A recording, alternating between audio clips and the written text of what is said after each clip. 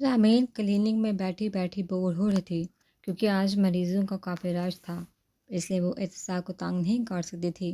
ارتزا بھی وقفے وقفے سے رامین کو دیکھ رہا تھا کیونکہ خاموش بیٹھنا وہ بھی شرارت کے بغیر یہ اس کے نیچے کے خلاف تھا۔ شکر ہے باری، اگر کچھ دیر اور لگتی تو میں نے چلے جانا تھا، پلس آنٹی خالہ کو آپ کی شکایت بھی کرنی تھی۔ چوٹ کیسے لگی؟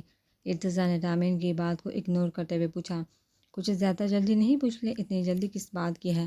آرام سے سارے مریضوں کو فارغ کر کے کلینک بند کرتے ہوئے پوچھ لینا تھا۔ رامین نے غصے اور ناراضگی کے ملے جلے لہجے میں جواب دیا، بھئی یہ کلینک ہے، گھر نہیں، چاہے ہم اپنی مرضی کر لیں۔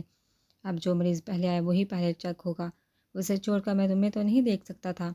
خیر، دیکھ تو آپ مجھے ہی رہے تھے مریضوں کو چھوڑ کر۔ رامین نے بینڈیج کرتے ارتزا کی طرف دیکھتے ہوئے کہا، جس پر وہ مسکرانے لگا۔ ہاں میں دیکھ رہا تھا، جنگلی بلی کیسے اتنے آرام سے بیٹھی ہوئی ہے، جو کہ اس کے لیے ایک ناممکن بات ہے۔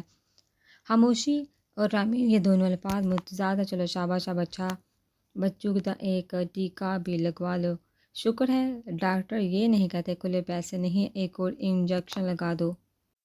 انجیکشن لگا دو جیسے ہی رامین نے اپنے بازو ملتے ہوئے یہ الفاظ کہے، بے سہاتہ ارتزا کے چہرے پر مسکراہٹ آ گئی۔ پتہ چلتا ہے کہ تم انکل حنین کی بیٹی ہو، مگر آپ کا بالکل پتہ نہیں چلتا کہ زبیر انکل کے بیٹے ہیں۔ اپنا بیگ اٹھاتے کمال بے نیازی سے کمنٹ پاس کیے کہ مطلب؟ ارتزا نے پیڈ پر میڈیسن لکھتے ہوئے قدرے حیرت سے پوچھا۔ الفاظ جو بھی ہوں، جیسے بھی ہوں، لوگ مطلب ہمیشہ اپنی مرضی کا نکالتے ہیں، آپ بھی یہی کریں، مجھے دیر ہو رہی ہے۔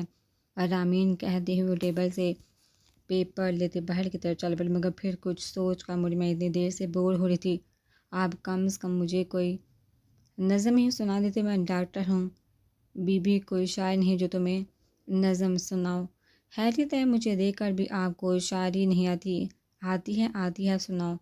نیکی اور پوچھ پوچھ، رامین نے فوراً ارتزا کو جواب دیا۔ ایک بلی موٹی تازی تھی، وہ مزے سے ڈنگ ڈونگ کھاتی تھی۔ ارتزا اور رامین کے تاثر دیکھ کر مسکرا رہا تھا، جبکہ رامین اسے خشمگین نگاہوں سے دیکھ رہی تھی، جیسے بلی اپنے شکار کو شکار سے پہلے دیکھتی ہے۔ حذیفہ اب تقریباً روز اس لڑکی سے بات کرتا تھا، مگر ابھی تک اس کا نام نہیں پوچھا تھا۔ کچھ سوچ کر وہ اپنے روم سے باہر اس کا نمبر ڈال کے وہ کبھی بھی پہلی بار کال کرنے پر فون نہیں اٹھاتی تھی۔ ابھی ایسے ہی ہوا، تم پہلی بار کال کیوں نہیں اٹینڈ کرتی؟ کم از کم 2 یا 3 بار فون کروں تو تب جا کر کہیں جناب کی آواز سننے کو ملتی ہے۔